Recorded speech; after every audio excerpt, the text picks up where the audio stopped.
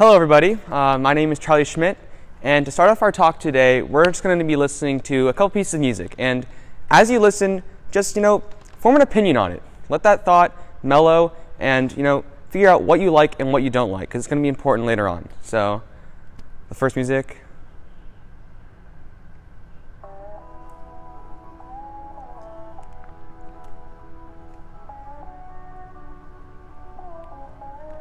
All right.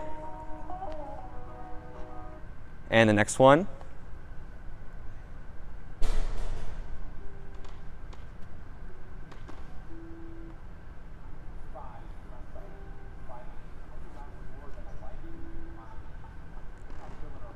Great.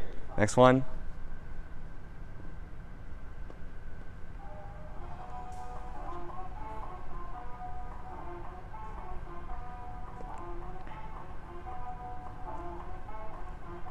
All right. Now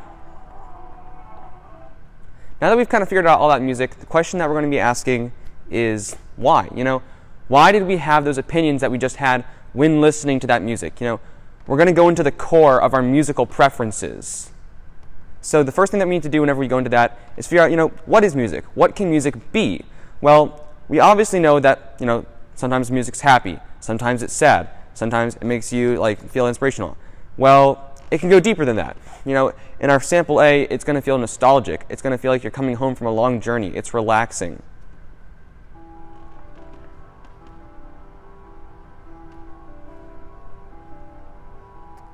Right?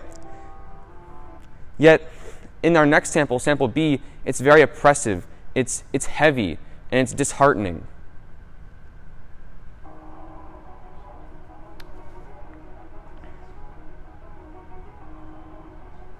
Great.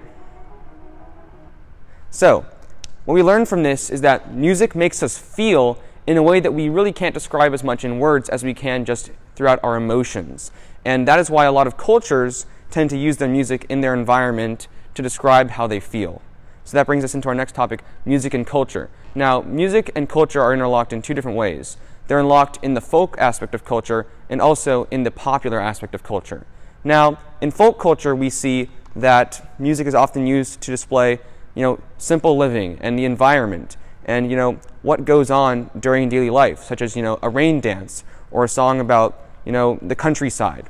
But in popular culture, it can not just be pop music, but it's also jazz, it's rock, it's hip hop, and all those things convey emotions or scenarios that one had in their life.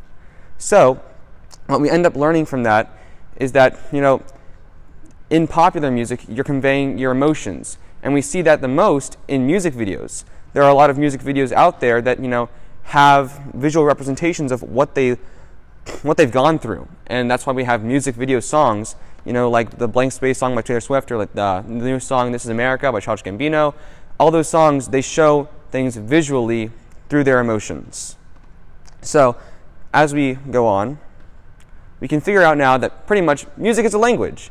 It's a series of signals and communications that convey emotions or information.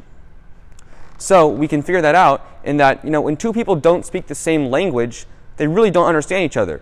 And, someone who likes Skrillex and someone who likes country music are not going to see eye to eye either. Also, if two people speak the same language, they see eye to eye. And, I like jazz music, and I could talk about jazz music to someone who likes jazz music for days. Trust me. So, now that we know that music is a language, we can really delve into the physiological and psychological aspect of what music does. And it really is a psychological thing. And we see that in a Western Oregon University study in which they detected that musical preference is determined by two main psychological phenomena. One of those two is our attraction to the familiar. And that's found in that as we grow up, we like to grab what's closest to us and what's more familiar. And as that goes on, that is what is comfortable to us. And that is seen in how, people grow up listening to certain types of music, or they grow up in a certain culture, and that becomes the music that they're more likely to gravitate towards. I was always raised listening to a lot of rock music, and I know that I can always go to rock music whenever I feel like there's nothing to listen to. And the second phenomena is, our peers. We're more likely to go towards what is more popular, which is why, musical fads catch on all the time, and everyone's listening to it because it's safe and it's what's appreciated by our society. So let's go back to our original question. Why? Why did we have that musical preference in the beginning? Well, it's a very personal question. I might not be able to answer it to you individually, but I know that on a humanity level, our musical preferences are determined by three main things. It's determined by the people around us. They influence us and they make us feel the way that we want to. It's based on our upbringing, what becomes familiar to us, what we like.